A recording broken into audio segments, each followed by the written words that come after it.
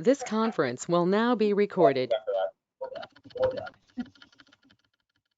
All right, good evening, everyone. It is Monday, April 5th at 7:07 p.m. I apologize for the late start. We had a executive session this evening, and then we took a short break right before the meeting started. So at this time, we are out of executive session, and for the record, all 7 members were in attendance at the executive session. I failed to mention that at the start of the meeting, including Mr. Randolph and myself. So at this time, if I can make sure that everyone stays muted unless called upon to speak this evening, and then rise for the Pledge of Allegiance. Thank you. I pledge allegiance to the flag of the United States of America and to the republic for which it stands, one nation, under God, indivisible, with liberty and justice for all. Mr. Fredericks, can you turn up the overflow, please? Thank you. I appreciate that. All right. Go ahead and take roll. Mrs. Rounds. Here. Mr. Chapman. Here. Mr. Fredericks. Here. Mr. Plaza. Here. Mr. Smith. Here. Mrs. Holland. Present. Mrs. Graham. I'm here. All council members are accounted for, as stated earlier.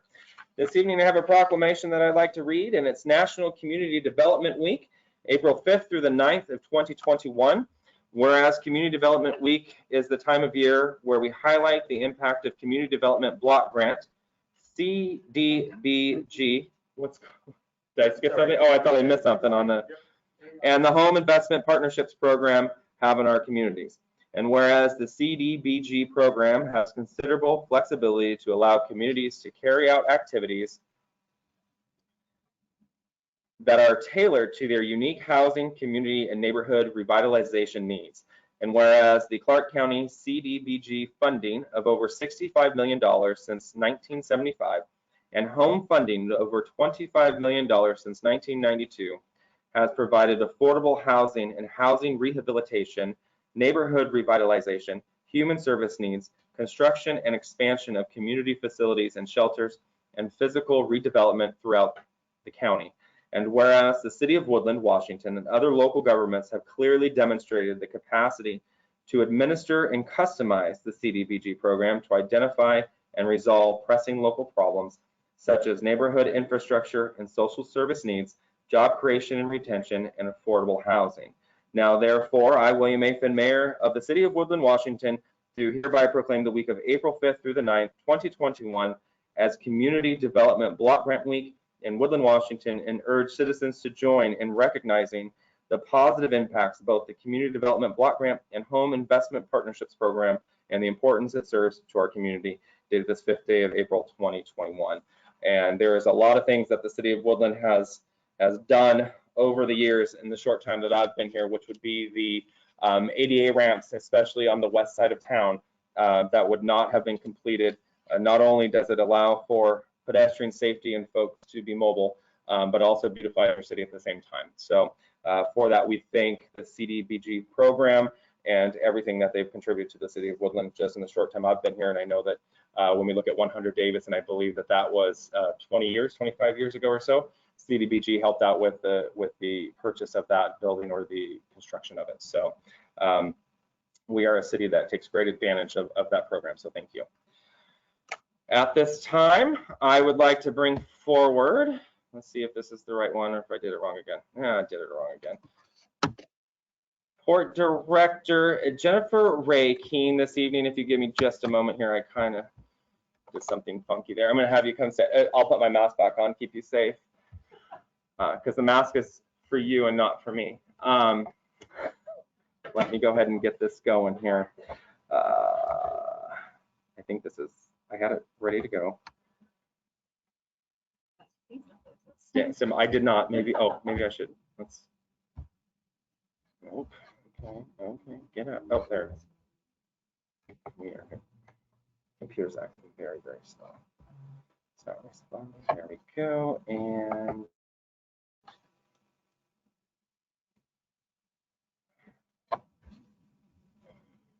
it's thinking. And we're still thinking.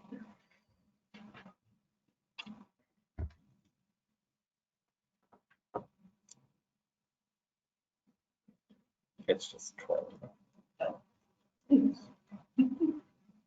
And there we go. Hooray.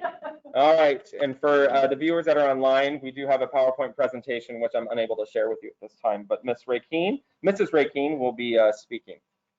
Take it away. Thank you, Mayor Finn. Good evening. I'm Jennifer Rakeen. I serve as the Executive Director of the Port of Woodland. I wanted to just give you a brief update of what's been going on for the last about 18 months. We've had a lot of activity and a lot of change, and so I just wanted to brief you about that. You want to go to the next one? You probably recognize these three gentlemen. Currently, Bob Weil serves as our president, Paul Klein serves as the secretary, and Dale Boone as commissioner at large. Go back. Oh, we're not done. Sorry. I thought I was being really good. No. There we go. So one of the main things that we've really been focused in on these last 18 months is our mission statement to support job creation through economic growth and recreational opportunities in a diverse array of businesses, industries, and services that enhance the district. And this has really focused our attention of what we've been working on. So I'm just going to go over first our industrial development that we have in the works. We changed our business plan about 2 years ago from a lease only to a lease or purchase business plan. This allowed us a lot more flexibility to work with businesses and get some properties that we have had on the books for a long time underdeveloped or not developed to move to development. So first, you'll probably recognize that if you've gone by Dial Road, we've had road closed signs for the last couple of months. A couple more months, we'll have it back open. That's for our Centennial Industrial Park. In that, we have completed our design and engineering. We got secured funding, about $3,690,000 we received from the state in various funds. We've already sold lot 1 to Columbia Precast, and lot 2 went under a purchase sale agreement just at our last meeting, and that will bring in 3 new companies. Right now we have 4 lots available, and those are all under negotiation right now. So a lot of activity for shovel-ready properties within the city of Woodland. Across the street, kitty corner from Centennial, is our Roseway Industrial Park. Construction bids open tomorrow. They close May 6th. The award will be May 11th, and construction will begin in June. So we will wrap up Centennial at the end of May and go right into Roseway at the beginning of June. We anticipate about 110 days of construction, little impact to Guild Road, but this construction phase will be for the Roseway roadway to be complete, which is the backbone going into the 426 acres of industrial land. It will also do all the in-ground site up to pad ready. So lots of work to be done in those 110 days.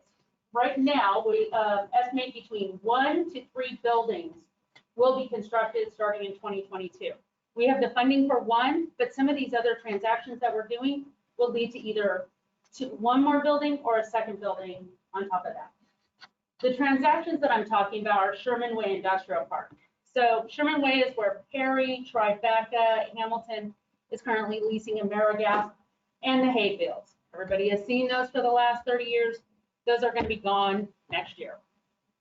So lot 6 and 7, which is the 27 acres, that is under a purchase sale agreement with Brown Strauss. They are a steel manufacturer. They'll be bringing down their jobs, approximately 40 to 50 jobs, plus indirect jobs of trucking and supporting rail service. So they'll be using that Sherman's Park. Lot 3, which is the corner of Scott and Sherman Way, that has gone under a purchase sale agreement. That's with Taylor Transport. They will be developing a Woodland hub here for transportation. So, and then we have our existing Downriver Drive Industrial Park, which has been full for 6 years straight. We've had a waiting list, and so the actual buildings that we're looking at building at Roseway, If I built all 6, they would be full. Companies want to come here. They want to come here now. I was on 3 phone calls just today with companies wanting to be here on Woodland. So in total, right now, all I have available, Oh, sorry. 3 acres is all I have available out of 500 acres that the Port of Woodland owns. Total estimated transactions, $9.4 million this year. Most of these are going to close in May. Okay. Okay, thank you. So to kind of go over where our industrial parks, because we're kind of a checkerboard of industrial areas. We're first going to focus in on Sherman Way. As I said, you'll see where Brown Strauss is, Perry Cormer, Tribeca, our port building. We have a port building which Hamilton is leasing, and then Taylor Transport. So all of that field now gone. We're going to talk about Centennial, which is kind of in the pinkish color. And then the olive green is the Roseway. What do you want to go to the next one? So Centennial, to give you an idea of what's going on, this is the field about 4 years ago, I think, when Columbia Precast was constructing. We were just starting at the port office, our anchor there at Centennial. You'll see a configuration there at the corner of where it lays out all of these lots. So again, lot 1 sold, lot 2 under purchase sale agreement, and the remaining lots are under negotiation right now with multiple companies. It literally will be who gets their purchase sale agreement in first. So some of the why the road's been closed and some of the pictures, as I learned from your public works director, everybody likes seeing pictures of what's been going on. We're going to be putting a compilation of pictures and videos of the drone videos that we've had. It's been very messy construction. When you build in the middle of winter, you get to deal with snow and a significant amount of water. So we've had a lot of issues. Shout out to Tracy, who's been absolutely wonderful. We're partnering on some road repair on Guile in the future. When that portion of Guile Road that was a county road didn't hold up to the equipment out there and pretty much became a cracker and just disintegrated. So we're going to get that up to city standards, and Rachi has been doing a great job. So as I mentioned, we should be wrapping that up mid to late May. I hit the button. Sorry. There we go. So this is an old shot of Rose Way. That's the old Roseburg building that we demolished. It's actually now a carnival, or no, a horse carriage museum or something in Hood River or something. Somebody bought the whole thing and dismantled it and took it down there and salvaged 80% of the site. So this is a layout of what is going to be constructed. The one with the yellow star is the one that is funded under CURB and federal EDA funding. That'll be a 23,000 square foot site. The next one that we anticipate with the sale of, with the Brown Strauss purchase, that we will be building 1, the first of the Red Star, that's a 15,000 square foot site. And then we possibly, depending on all of these other sales, we'll build the second building there with the Red Star, and that's a 15,000 square foot site. We anticipate that over about a 2-year period, we're just going to let things slide, then we'll be doing a revenue bond and financing the rest of the buildings at one time. So we'll do a 2-phase construction project out there. So now we move out to the marine development. We have 2 main areas of future marine operations. One is Martin Bar and then Austin Point. In 2016, we started a process to purchase some DNR property for the future rail to come into Austin Point.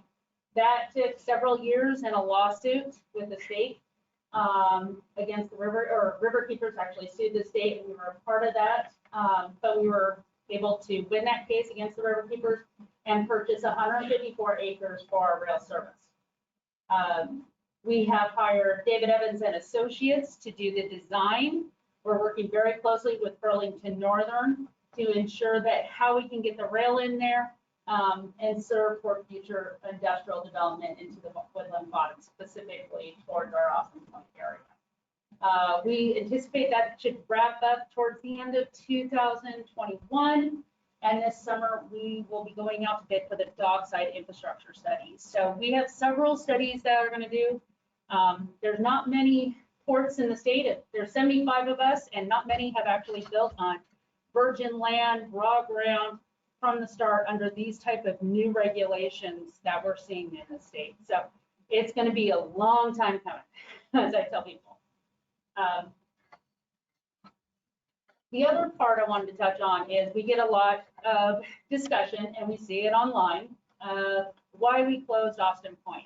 And I like to remind people is it's actually federally and state designated wetlands at the point. We were having significant issues with homeless camping back there, drug transactions. Unfortunately, there was a massive situation a couple of 4th of Julys ago where about 30 people were sent to the hospital. So it just became the wild, wild west out there. And as much as we try to clean it up, the Cowlitz Tribe and the feds in the state came down and said, you're not doing enough. So we had to shut down a portion of it. We still have a public access area where people can launch from and recreate, but a portion of it is closed. Where the wetland is. We anticipate that we're wrapping up a study with Ecological Land Services this year to lay out a plan to make that a part of our public access. So we're looking at raised walking paths, picnic areas, enhancing the launch area and such. So we will be doing a big public outreach this summer using our newsletter to notify people about the process and giving people an area to recreate on in Columbia. Something that's higher standard than raw ground, wild, wild west. The second thing is our Martin Bar. We started a study this year. It will wrap up at the end of this year, looking at the whole 71 acres. We're currently in discussions with the Fish and Wildlife to do a land swap and give them some better property for a more suitable boat launch in the future, and take the property that's less desirable, and so we can put all of our property together. We've had a significant amount of interest of our waterfront from industrial companies. Right now, we're talking to multiple companies about what it is to develop down there. The commission had completed a commodities resolution. More or less, it boils down to we will not take on fossil fuels. It's just not worth it. The legal battle alone will bankrupt the port. So we just chose those that will create good family wage jobs, will work within the region, and support our mission. So the real reason I'm here. And thank you so much for stopping by.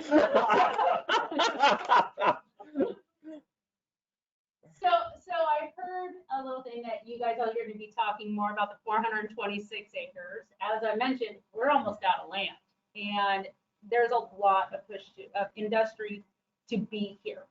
And so my ask tonight is that when that comes in front of you, that you adopt the recommendations of Gibson Olson in that report. It is by far vital to us attracting industrial development here to get rolling on that plan, to start investing in that infrastructure.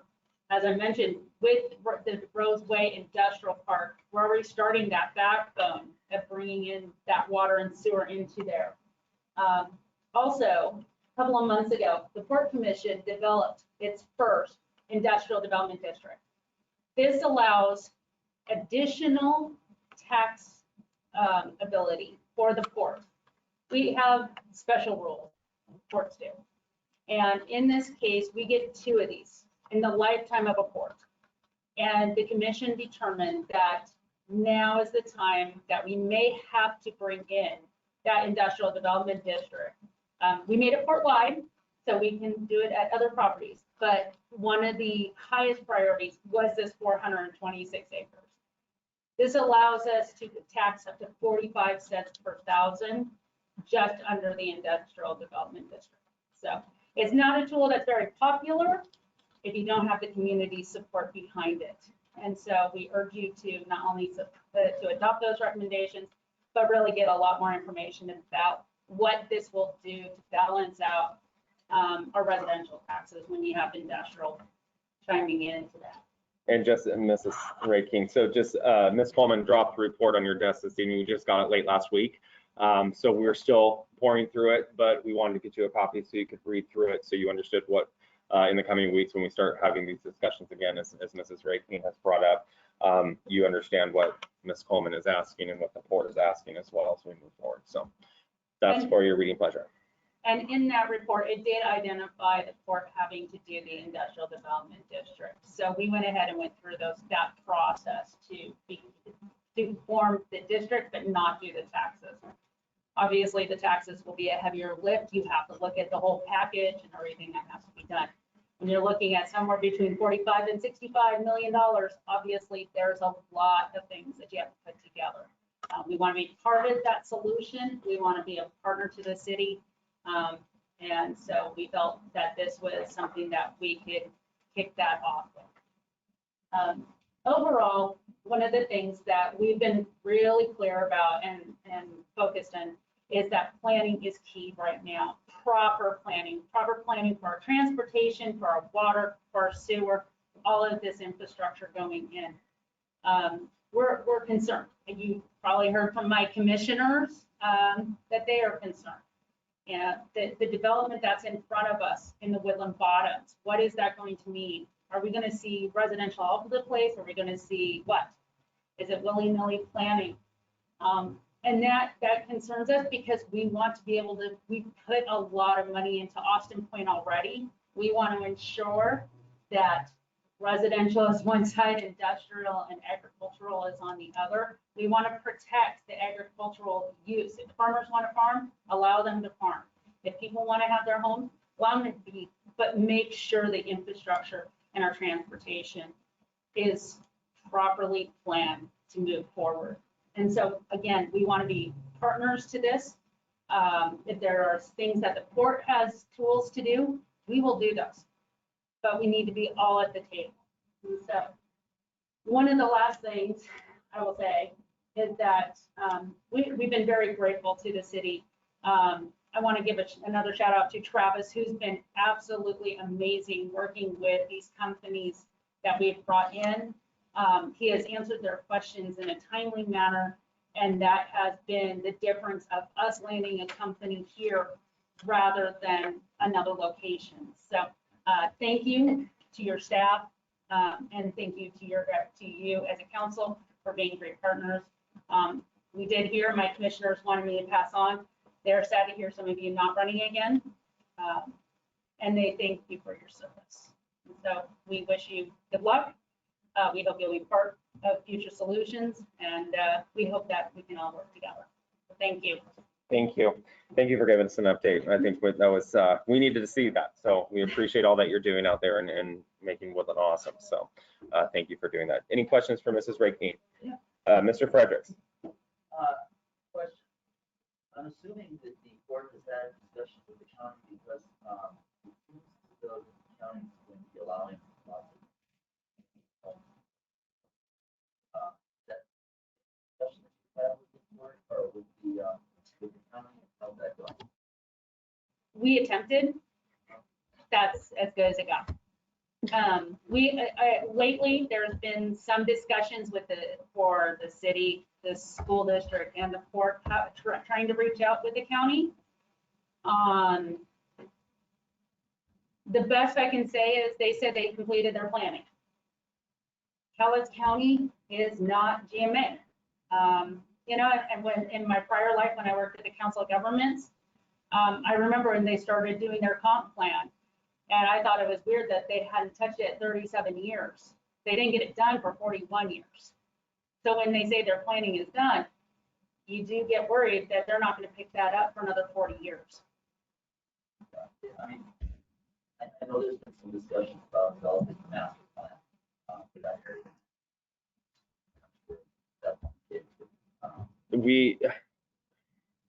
Travis, Mr. Goddard, master plan for the Woodland Bottoms. I don't want to speak out of turn. I don't know that mine would be very positive.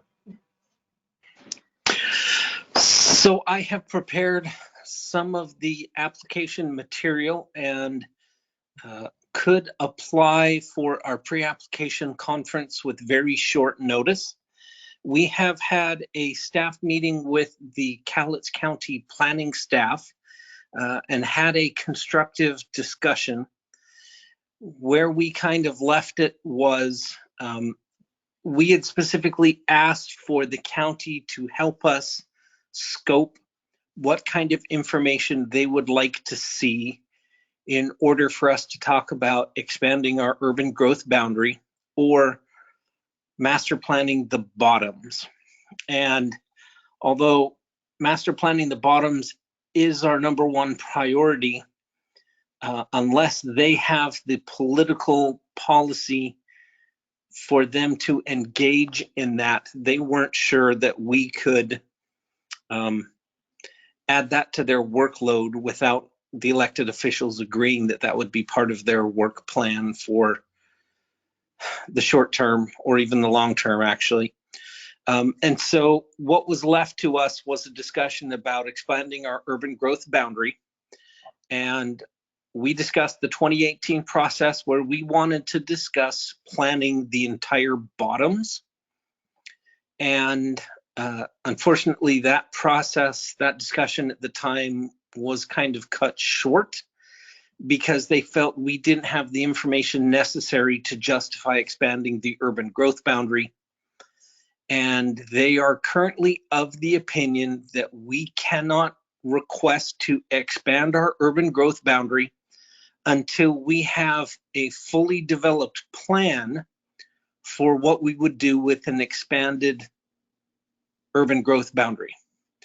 So we're kind of in this catch-22 in that they won't define how much planning we should do until we do the planning necessary to justify doing more planning. Very well said, Mr. Goddard, because I wouldn't have been so nice. That was the political. Yes, it was. Saying we've got a chicken and egg issue and Yes. no description of what the duck is supposed to be. So are we at a point though where we can ask a letter like council and the board requesting that leadership take a position on this at the county level? And we are having those discussions with not only ourselves and the port, but other agencies within our city to hopefully have a very frank conversation with them on what our expectations are of our leadership within the county as well. And I believe, if I was right, in June's WQCC meeting, we will be discussing this further. And then a draft letter will be circulated amongst at least the 3 entities within the WQCC. The school district is supportive of looking at this as well.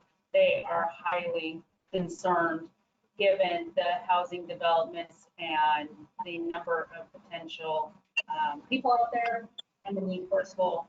Mm-hmm. So to answer your question, yes, it's being discussed and we're preparing that now. I just got this feasibility study and I've been cruising through it and somebody, bless their heart, but the whole area, they put little hands on it for me to just give the page off. Always. It's nice when staff does that. Yeah, it is very nice. It says that the current estimated value of, we're talking about the acres out there, is $1 to $1.50 per square foot. Does that sound about right? Right now, undeveloped, we're looking at $3 right now. For our developed, we're anywhere from $550 to $650, and we have a broker on contract. And right now, given the demands in Woodland, we could increase that. Okay, so they indicate that while not an appraisal, this opinion provides a good indication of the current value of real estate within the study area. You're basically saying double that. Yes. Okay. Now, having said that, it also goes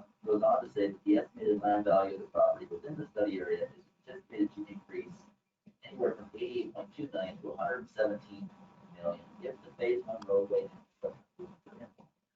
My question on that would be, presumably, when you go in and you provide this infrastructure, you're also providing infrastructure for neighboring properties that is going to increase the value. Is there any financing available, any kind of special financing? I know other states have done financing where, hey, this is lifting your property value. You stand, your property is going to be worth more money now. So they just kind of escapes me. But it is something that is used in other areas. Are you familiar with that type of financing where other people who are in the district are going to see a large increase from this infrastructure? Are you talking? Help pay the way.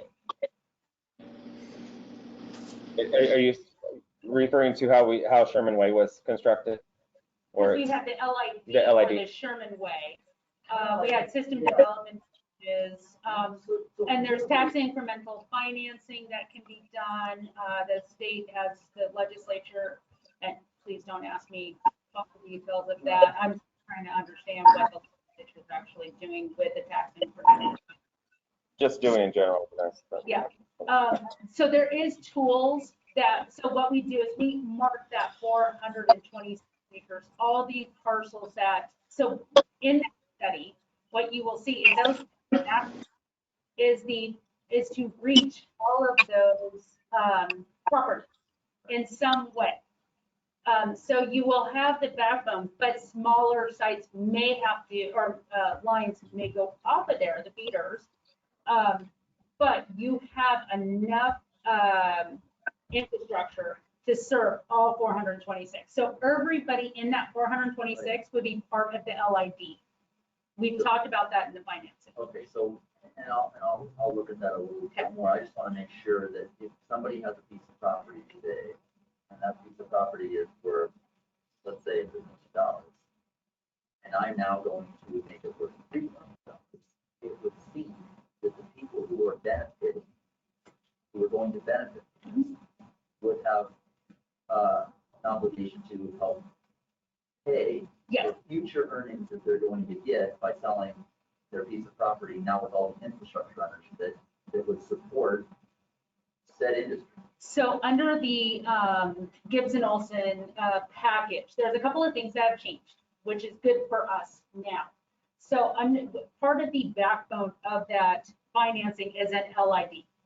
And so everybody, all of the parcels that are involved of the 426 would pay in with their future development over the 20 years, okay? Just like Sherman Way. Got it. In addition, with all of those people using that, we use that as a match for CURB, EDA, USDA. And now with Representative Barno did a new infrastructure funding grant that goes up to 10 million. So that is a new source for funding that we would be able to use on this project. I appreciate the fact that a minority member of the House is submitting legislation. Does it stand a chance of getting through the majority? Yes. In the House? It's actually been on both sides. It's already gotten through multiple committees. It is highly supported on both sides of the House. This is one of those that everybody sees. It serves for broadband, it serves for infrastructure, everything. This is the perfect project. And when I talked to Representative Barno about the 426, he said, this is the type of project we want for that type of funding. So when we take that and match it to CURB and match it to EDA, and you start putting our industrial development district, if that's needed, all of these packages, and as you know, I like grants and funding, putting the packages together, and the puzzles are what, makes me live. So this, I can tell you, with the LID, we now have enough money to do the backbone now. Not just phase one, but we could do all the way through. But it's going to take everybody doing their part. So some of the information in that study obviously was a year and a half ago, or a year. I don't know if they updated that financing piece, but with the House or with Washington finishing up soon, hopefully we'll see that get through or finish the voting. Also, there's federal funding. A lot more is coming down from the feds that we would be able to get a hold of. So I think we're seeing like Curb went from 2 million to 3 million. We've seen EDA raise their top line. So I can say, I really believe if everybody did their portion of applying, where, you know, sometimes you can go in together, sometimes the city's the lead, sometimes the port's the lead, and put that together with the property owners. I think we're going to be very successful in doing this. But I can tell you, every year we go by, construction's getting more and more expensive. You bring a very valid point there, because we don't print $1.9 billion in relief money and expect, look at the price of materials, lumber is up 287% over the last year and a half. You know, the value of your currency is going to get smaller and smaller, but hey, everyone's getting, you know, $1,400 checks in the mail, and things are great, but at some point we have this hidden tax. Not a lot of people are aware of inflation, and it is going to have significant impacts on future transportation, future infrastructure, and it's going to be very interesting to see how much that increases and how we're able to get that done. But it is clear to me with the presentation given, there's a lot of good things going on in the court. We appreciate the commission for doing a very good job. We appreciate your work over there, and thank you for what you're doing. A lot of good stuff. Thank you. Any other questions, comments? All right. Thank you very much. We appreciate you. And I want to remind council, please speak into your microphones. So, okay. So folks online can hear you. Thank you. At this time, we're going to move forward to items not on the agenda. And we have Miss Trish Huddleston. I'll have you step forward, please. I'll provide you 5 minutes. Please state your name and your topic. We put you over here so we can get to the microphone. I'm Trish. I don't really have a topic, but I never planned on running for city council. But when I heard you guys saying that you were not running again, I thought maybe I should. So I've gathered so much information over the last couple of weeks and talked to a couple of you, and then I realized I live outside of city limits. So I can't. I know, I'm so bummed. I really thought I could have brought something good here, but there is a school board position coming open, so I might look into that instead, because that's another big concern. I'm just a little nervous about Woodland. I'm nervous with the environment of today. I'm nervous about the cancel culture. I'm nervous about this racism obsession. Everybody's racist if they don't do what everybody wants. You know, it's just really concerning. So I really hope that whoever does end up on this board can look at the facts, the data, the science, instead of worrying about people's feelings and what's popular. It's just really a concerning time. So I just want to thank you guys. This town's awesome. You guys do great. I love watching you guys and hearing what you guys are doing. But again, 4 seats coming open is a lot of seats. That could really change this town a lot. So good luck, I guess. I'm still going to hang out and be here, but unfortunately I won't be able to be on. I thank you for all your feedback and information that I got from those of you I spoke to. And that's it. So thank you. Thank you very much. Is there anyone online for items not on the agenda?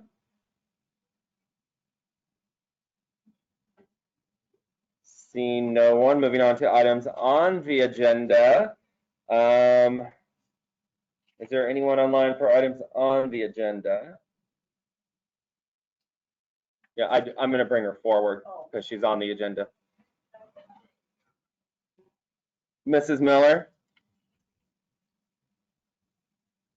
You're on the agenda. I know. You signed up for not on the agenda. I didn't know I was on the agenda. Oh my goodness, Chamber's always on the agenda. All right.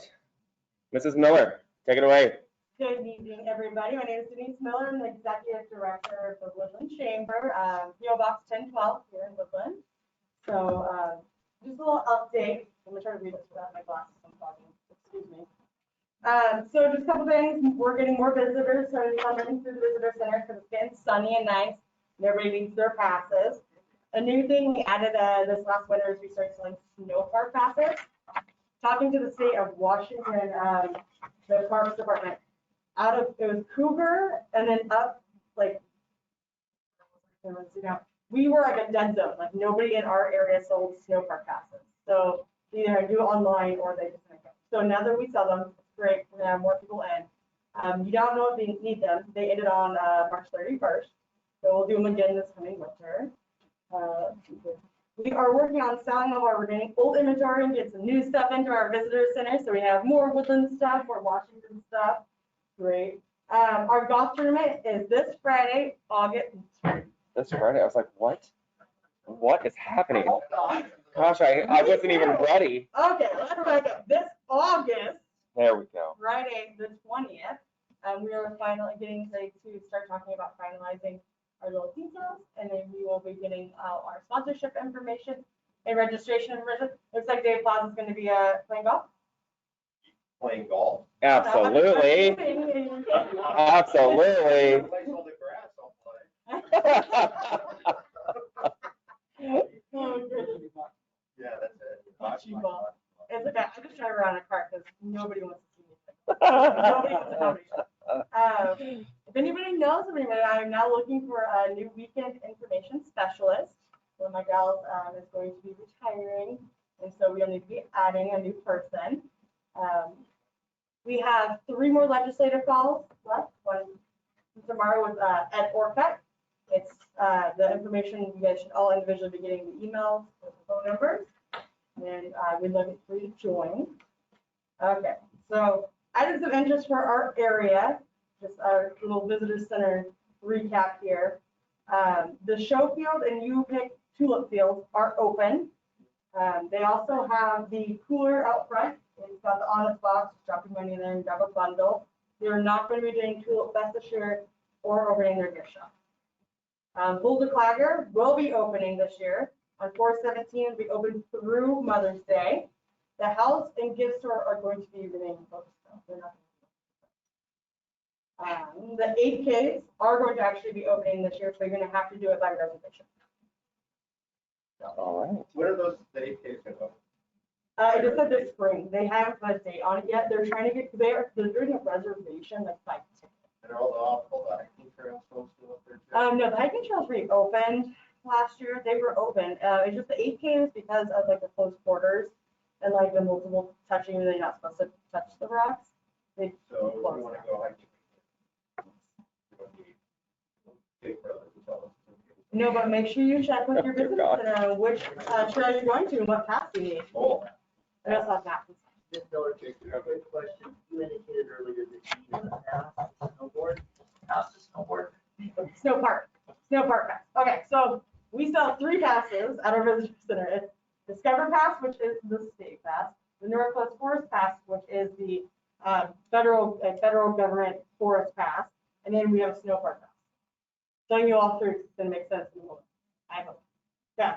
So the Discover Pass, forest pass. They do not have the manpower and time to snowplow the roads, clean the bathrooms, and so what they do is they actually contract with Washington State Parks to go do that for them. So you're on federal land, but you have a state of Washington snow park pass. Just November 1st to March 31st, unless there's a high snowfall, then it's April 30th. This is why when I go up there, You have no idea which pass you need.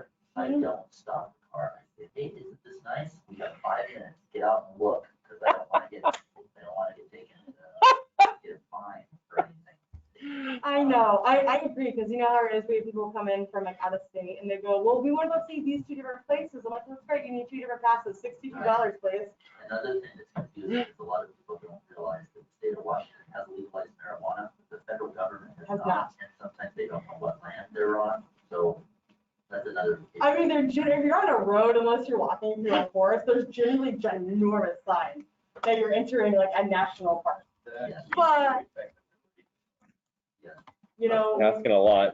No problem. You'll never win with this group. just No, saying. you know what, I rather than ask me questions. These are listening. Yes. Anything else for Mrs. Miller? Thank you.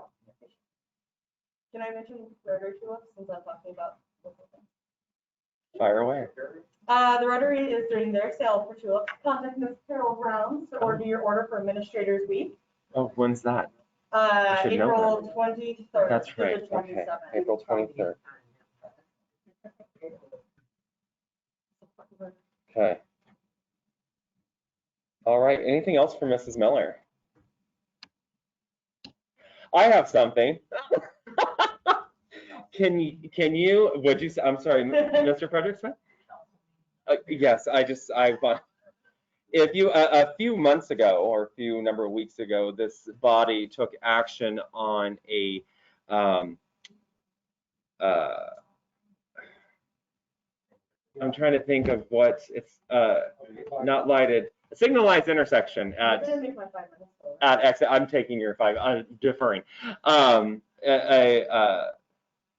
signalized intersection at exit 21.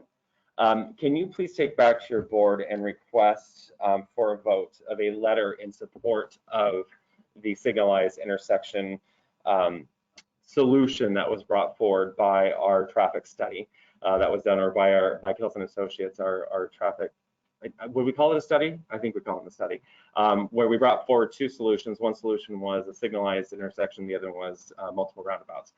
This body took action to say, hey, we would like to see the signalized option go forward, which I believe we all agree on are the majority of, I shouldn't say we all agreed on, sorry, the majority agreed on. There was business support for that, and also other folks within the community. So I would like to see the chamber take a position on that and a letter of support signaling that they also agree with the signalized intersection as well, if possible. I will take back to my board. Thank you. I appreciate that. That is all. Thank you so much. Thank you, Mrs. Miller. You're welcome, Mr. Mayor. All right, moving on to agenda approval. Vote to approve the agenda. Second. Moved by Councilmember Frederick, seconded by Councilmember Plaza. All in favor say aye. Aye. Anyone opposed? The agenda has been approved. And Mrs. Miller, don't leave. You'll understand the ask. We have no public hearings this evening. Reports of City Council. Mrs. Rounds, perhaps you want to talk about tulips. Well, we are doing the tulip sales this year for Secretary's Week or Professional Week. I have flyers, I've got them out in the car and everybody brings them in, but you can call me and order them for me. They're $7 a bundle or 3 for $20. So. Thank you. Anything else? No? Okay. Any other reports of council? Mrs. Graham. Oh, I can take this off. I'm not close to a microphone. Yeah, thank you. I will talk very loud. Thank you. Planners Day, our Planners Day Royal Court is out and doing their very good job of selling our raffle tickets. Events will probably more likely be virtual as they were last year. We will have our meeting tomorrow, well, next week now, but to work on those events because of the city not issuing permits and our vendors and whatnot are not organized this year Okay. at all. But we still will be having our prizes. You know, the $5,000, $1,500 are through the Planners Day Committee. And then we will also have merchant prizes to be raffled off also.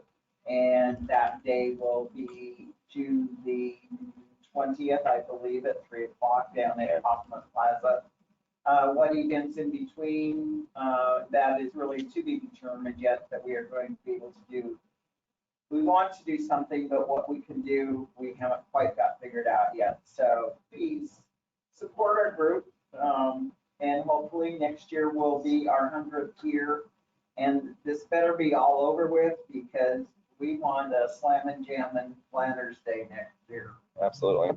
So it's safe to say that we're not doing a parade again this year then. This will be very similar to, but it sounds like you guys are gonna have another meeting. You'll come back with more info. Yes. Okay, got it. All right, I'll stop asking questions. Thank you. And the girls will be here as soon as. We'll get them scheduled as soon as we can. Okay, because I have to get them their pins. So, Yes, you do. okay. And these folks need to pony up some money for some tickets. Yeah. All right, anyone else for reports of city council? All right, moving on to finance and general government this evening. Ms. Fredericks.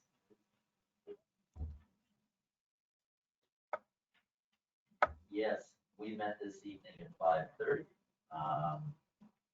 We reviewed ordinance number 1469, which is action item D on tonight's agenda. That was old business that came before the committee. We reviewed 3 leak adjustments. Discussed the revenue and expenditures. There are some budget amendments still need to be completed, and we will work through those. Ms. Anderson is working through those now. In addition to that, we reviewed our sales tax revenue year over year has increased 19%. And that is actually fantastic for us. It has increased, I'll do the math here, 50% since 2015. So the trend line is a very nice trend line. And that is due to some new businesses that have come to Woodland, in addition to there being a lot more money into the system. In addition to that, we also refer to council with the due pass recommendation on the Mr. Turner as the professional service, to sign the professional service agreement. We refer that to council with the due pass recommendation. It is consent item C on this evening's agenda. And we will meet again on May 3rd. Thank you, May 3rd. Either be nowhere.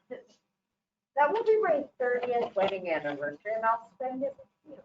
That's so nice, thank you. Isn't it? I am so sorry. You should have a better partner that evening. Human resources. Okay. Yeah, Mr. Plaza. Yes. I find it ironic that Mr. Plaza is on the HR committee.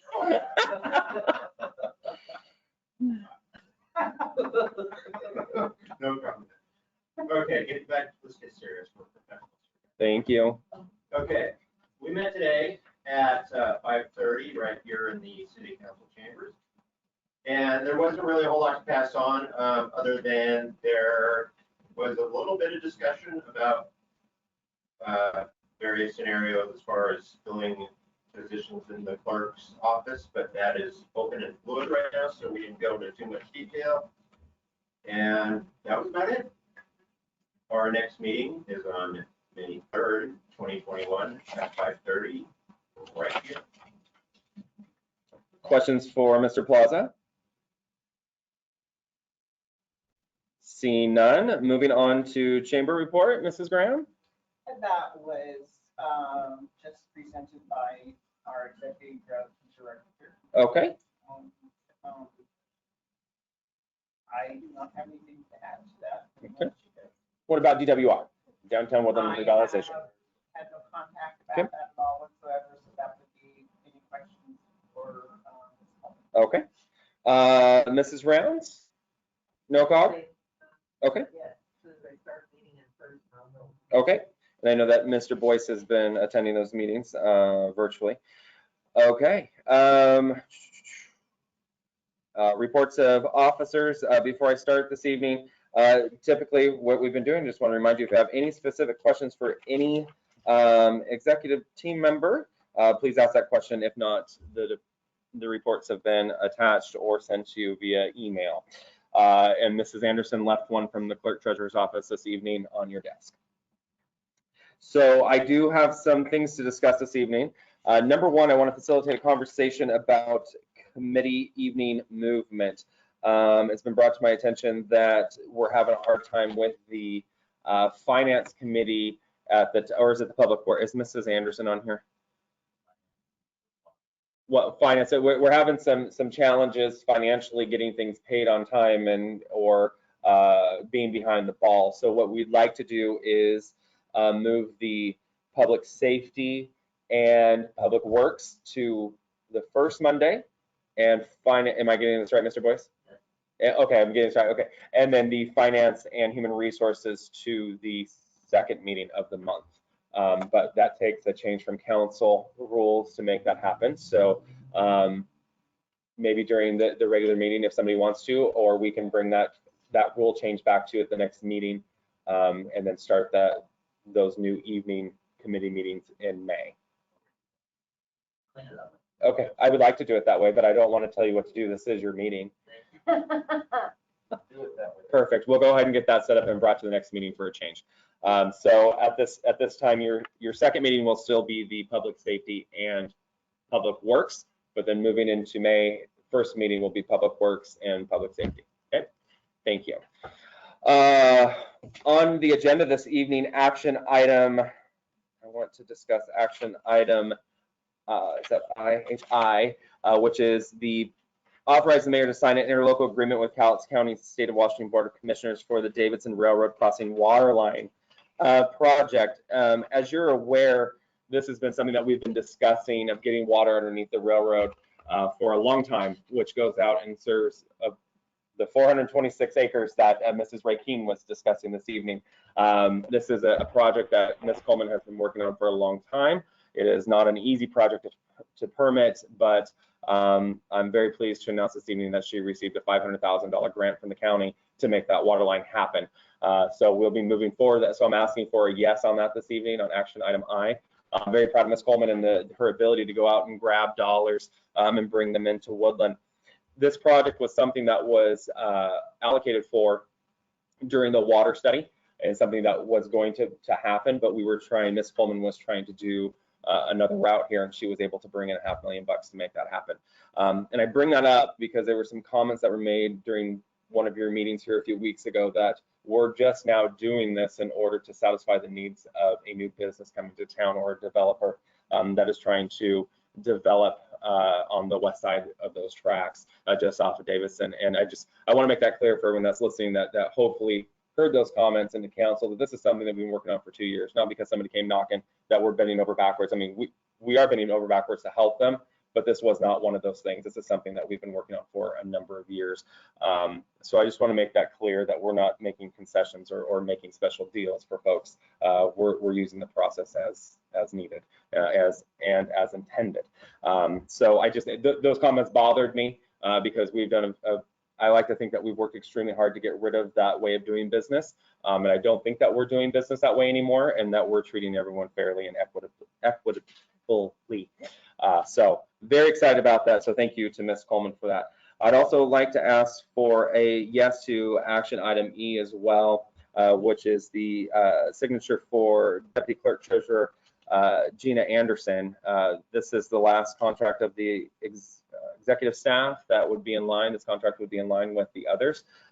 This has been a lot of discussion that has gone around with these contracts, but this is the final contract that will put everyone in line at the executive team level, which would include that 5% insurance premium contribution from Mrs. Anderson as well.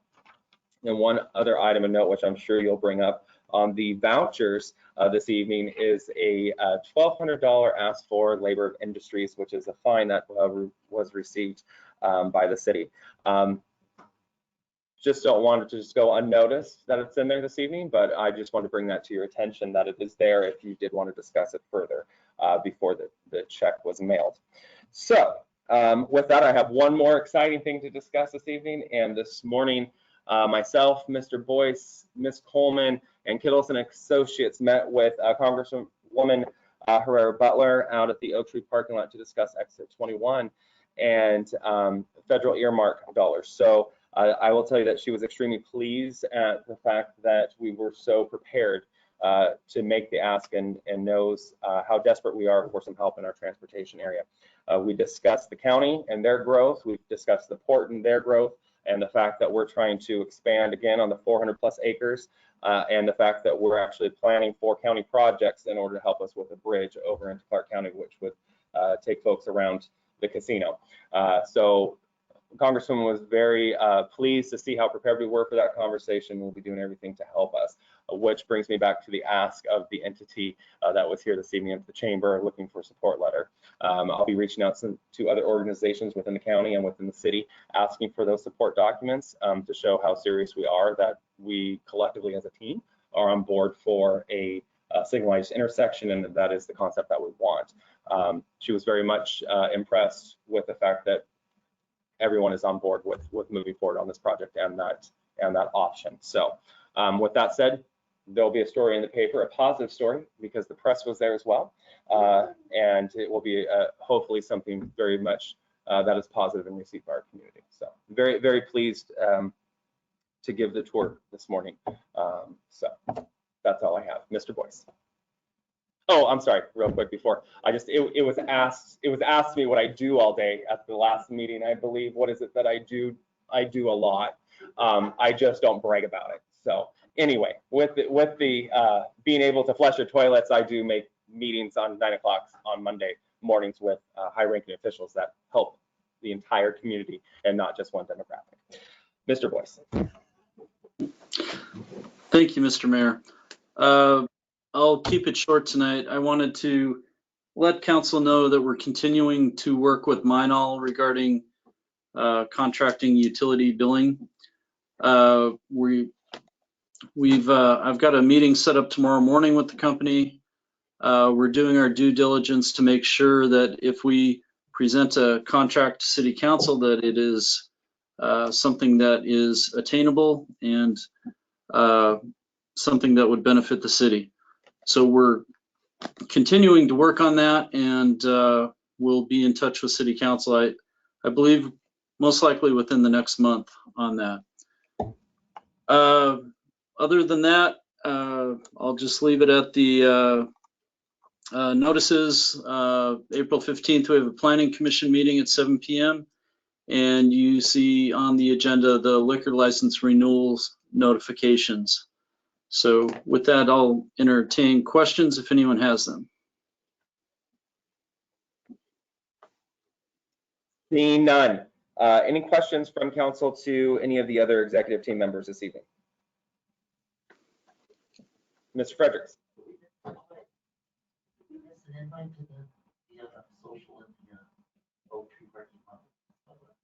Did you miss the invite?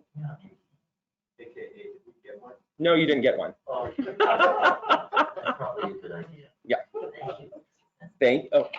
That's Mayor and Councilmember Fredericks. Thanks.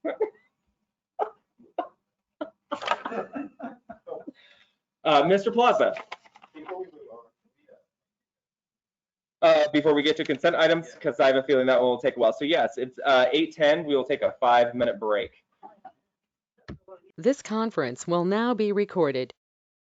Oh, something just happened again. Okay, we are back in session. It's 8:15. Moving on to the agenda, again, we are at the portion for consent items. A as in apple. I'd like to move to approve the consent items B and C. Moved by Councilmember Frederick, seconded by Councilmember Rounds. All in favor say aye. Aye. Anyone opposed? Consent items B and C have been approved. Moving on to consent item A, March 31st, 2021 voucher approval. Move to approve March 31, 2020 voucher approval with the exception of voucher number 57172 in the amount of $1,200 payable to labor and industry. Second. Moved by Councilmember Frederick, seconded by Councilmember Plaza, to approve with the exception of voucher number 57172 $1,200 check to Department of Labor and Industries. All in favor say aye. Oh, I'm sorry. Is there, Mr. Fredericks? Sorry. Do we need discussion on the first portion? All right. All in favor say aye. Anyone opposed?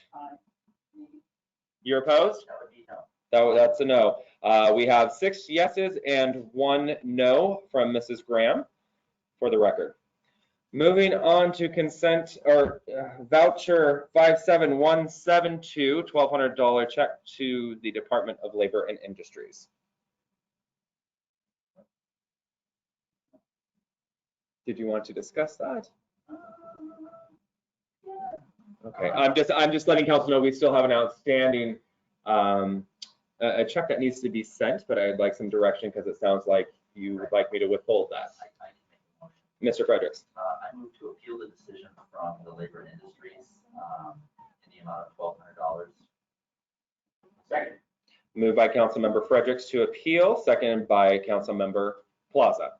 Councilmember Fredericks. Well, I think it's appropriate that we follow the process. I also think it's within the city's purview and the city council's purview to disagree with the fine that was made, and I think that is certainly something that the city should appeal and has the grounds to be able to appeal it. And we will see where we will take it after the appeal has run its process. Mr. Plaza. Kind of piggybacking off the I believe an appeal is warranted, basically due to the fact that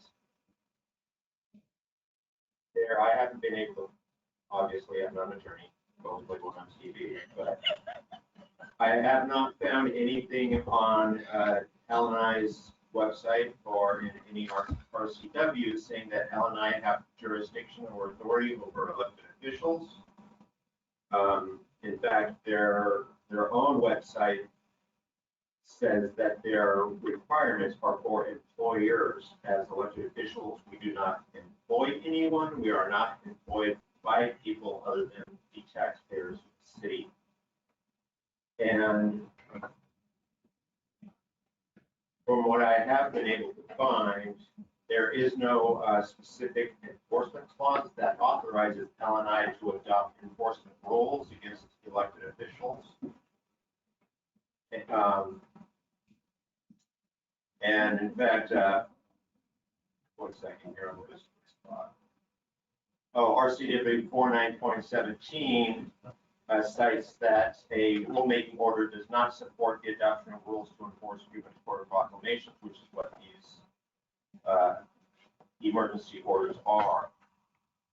And RCW 43.06.220, which is the emergency order that the state is using to impose restrictions on businesses and people, is the RCW that clearly states that LNI does not have the authority to take on an enforcement role, which is normally handled through normal prosecutorial channels, i.e. the police department, stuff like that.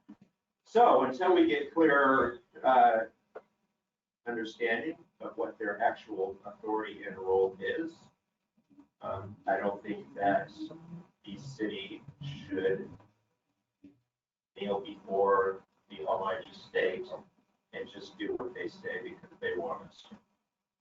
If I find out that, they are authorized to do this, then I have no problem doing what I need to do. But until then, I think getting a couple answers here and there isn't a bad thing. Thank you, Mr. Plaza. Anything further?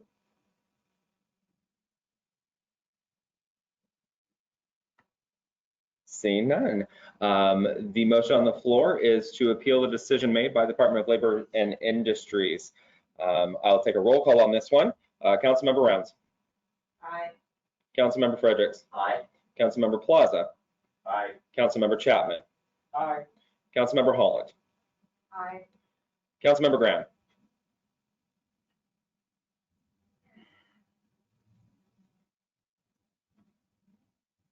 I can barely make some motions, so I'm just gonna Abstain. Councilmember Smith. Aye. The ayes have it. 6 yeses, 1 abstention.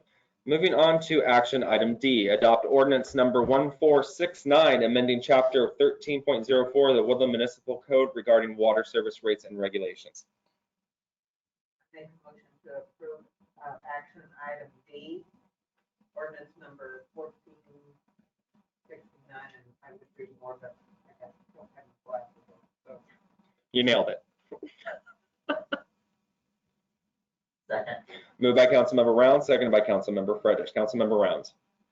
Well, I think this is one of those things that we still need to fix on the ordinance, so that's one of the comment I have. Councilmember Fredericks. No discussion. Further discussion? Seeing none, take the roll on action item D, ordinance number 1469. Councilmember Chapman. Aye. Councilmember Fredericks. Aye. Councilmember Smith. Aye. Councilmember Holland. Aye. Councilmember Graham. Aye. Councilmember Chapman. Again. Oh, who'd I miss? Plaza. Aye. I lost track. You missed me. I missed you. Oh, Councilmember Rounds. Aye. This is why I'm the mayor. The ayes have it. Moving on to action item E, authorize mayor to sign revised employment agreement with Georgina D. Anderson for the deputy clerk treasurer position. I'll make a motion to approve action item E, city administrator, authorize mayor to sign revised employment agreement with Gina B. Anderson. Second. Moved by Councilmember Rounds, seconded by Councilmember Plaza. Councilmember Rounds. I think it's a good thing. She's going to be taking on more duty, so I think it's a good thing to do that. Councilmember Plaza. No comment. Further discussion, Mr. Fredericks. No, I appreciate this. I'm glad we were able to get this done. 2 things. I want to make sure that you're not asking for a budget amendment. So I'm assuming you're taking this out of the existing budget.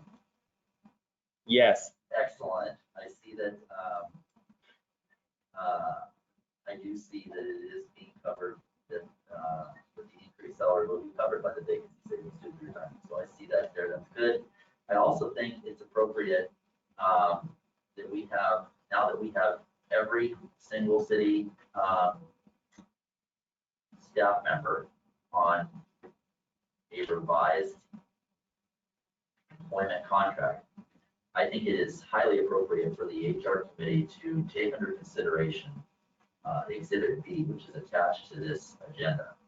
You'll notice that every member of the administration is currently at step 9. And I do believe that it is time for a review of this. We can probably dust off some materials that we've received in the past, but to ensure that we can retain the talent that we have in our city. We have tremendous talent in this city, and it is something that we need to keep. You're not going to do that if you don't address this step guide, salary step plan. It is something that is absolutely critical to ensure that we maintain high quality individuals in our city. We have fantastic staff members, and I would like to keep these staff members. And I want to make sure that these salaries are competitive and that we can attain quality talent. So I would urge the Human Resources Committee to take on the review along with staff of the step plan to ensure that the city of Woodland maintains that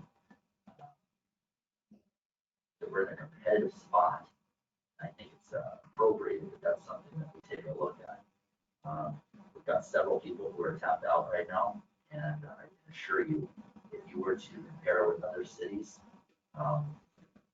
we want to run the risk of losing some of the great talent that we do have here in the city. So I hope that this is something that can be taken looked at. I hope it's something that we can take a look at fairly quickly, because we've done a lot of this work already. and then we can make it part of the 2022 budgeting process. I hope to be able to be a participant in that process. Because if it's not done before then, I will not get to be. But I hope to be a part of that. I hope we can work it into this year's budget so we can address it for future years. And I honestly feel that this is one thing that needs to be addressed that has not been addressed. And I can't speak for other members of this council, previous council members that I worked on, but this is something that has been brought up to us on numerous occasions, and it has gone absolutely nowhere. And so every member of the council have their own reasons, and I understand that I have my reasons. But this is something that I think that needs to be addressed and looked at.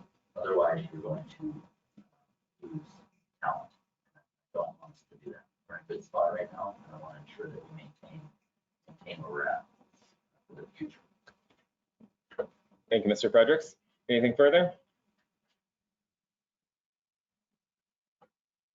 All right, seeing nothing else. Action item E, authorize mayor to sign revised employment agreement with Georgina D. Anderson for the deputy clerk treasurer position. Councilmember Chapman. Aye. Councilmember Plaza. Aye. Councilmember Smith. Aye. Councilmember Graham. Aye. Councilmember Holland. Aye. Councilmember Fredericks. Aye. Councilmember Rounds. Aye. All right, action item E has passed. Moving on to action item F, adopt ordinance number 1468 concerning the Shoreline Master Program periodic review required by RCW 90.58.080 subsection 4. Move to adopt ordinance number 1468. Second. Moved by Councilmember Fredericks, seconded by Councilmember Plaza. Councilmember Fredericks. A lot of information on this agenda item. Over 150 pages. Thank you. I enjoyed about the first 75 pages, and then I just.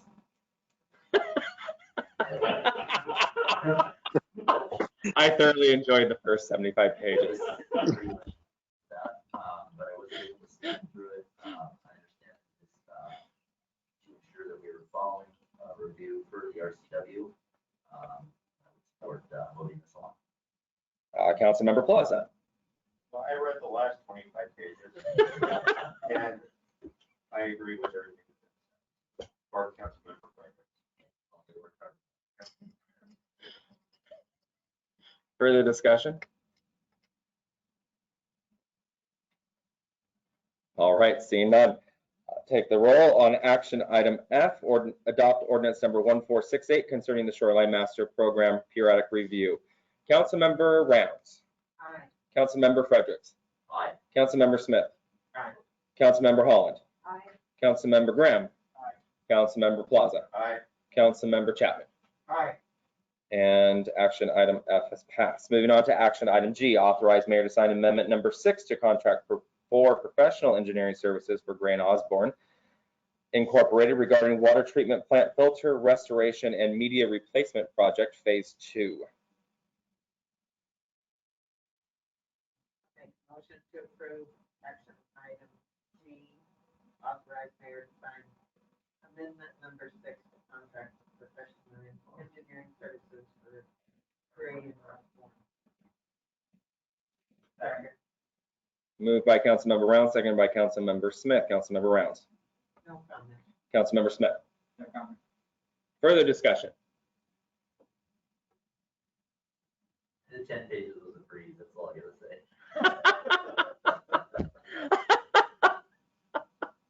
Where's Coleman? She's not even, she's winning right now. She doesn't even know it. Look at Travis, he's disgusted. No, I actually heard it. I couldn't hit my button fast enough. I couldn't click on it. But, Travis, You Hashtag suck. winning.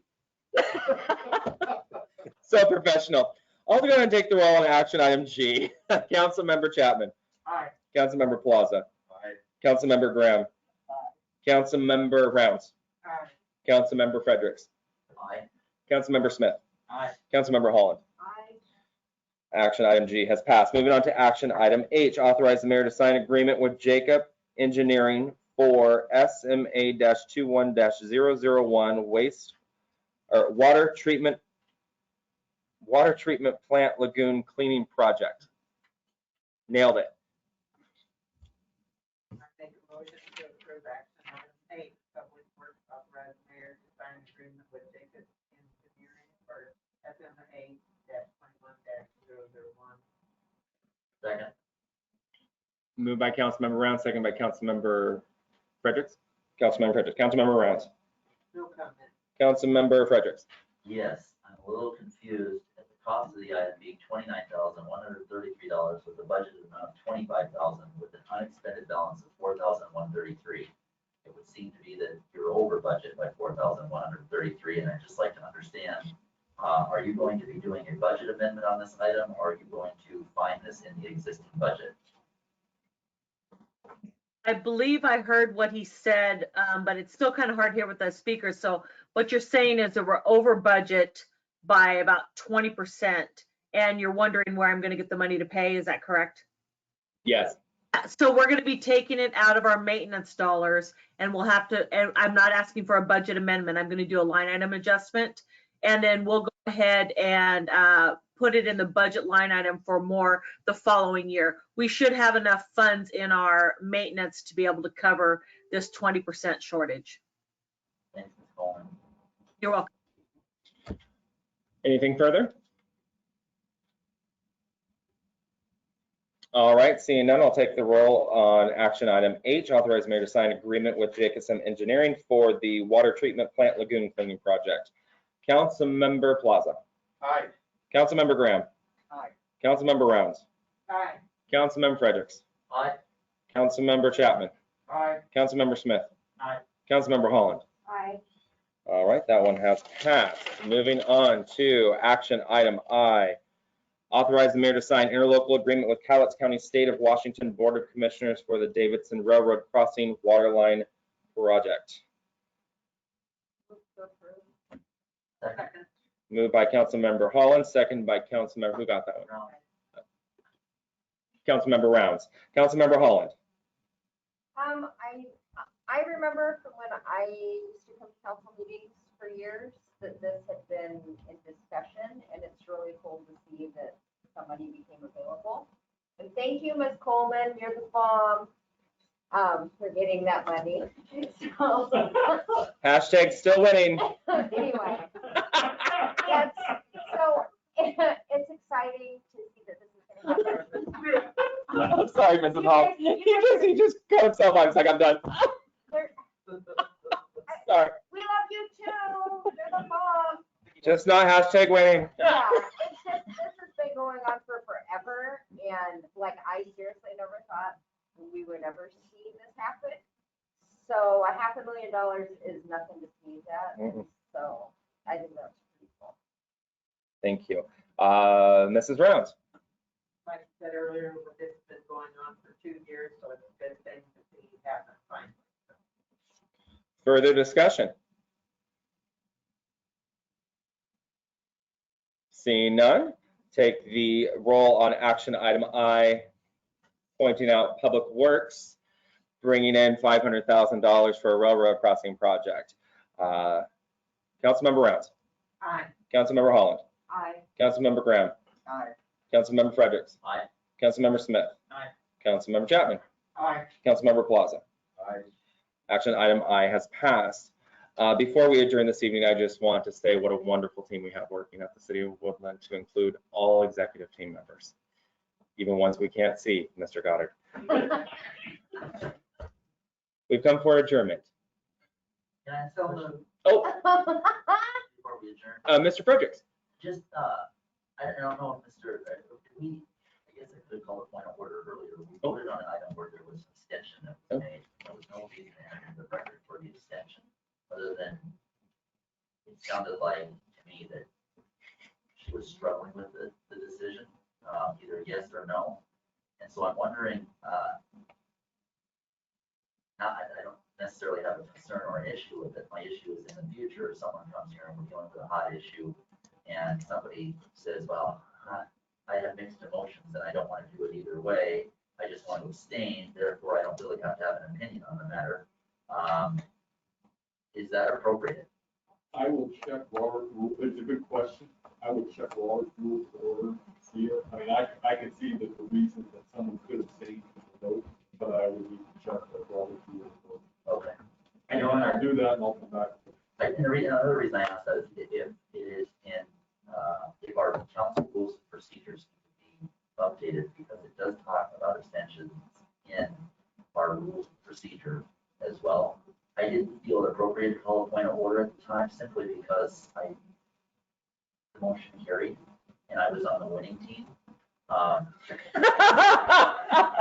I been in the losing team, I probably would have called a point of order and forced Ms. Graham to vote unless she could clearly articulate how she was going to benefit from not voting. In this case, it would vote.